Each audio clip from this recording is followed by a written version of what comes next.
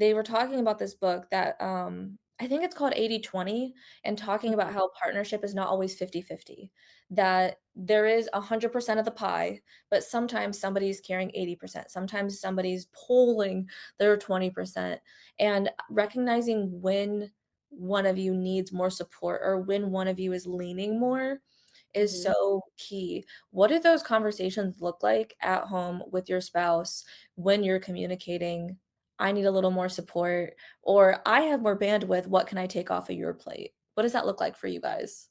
Love that question. So, I mentioned that we are in the food industry. There are different times of the year where catering is just really, really busy.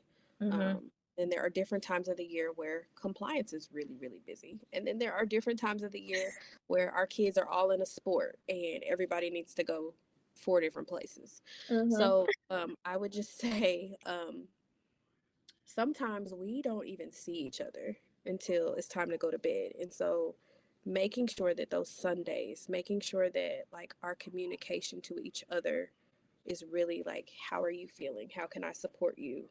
What mhm, needs to shift? What needs to change? And so even if, the day is long, the week is long, we need to make sure that we're having those conversations because your partner or whomever you are partnering with for whatever task, like they could be at the breaking point or they could just be to the point where it's just like, I just need support, I just want to scream. And so you never want to get to that point. mhm. So just making sure that we're asking each other how we can support each other.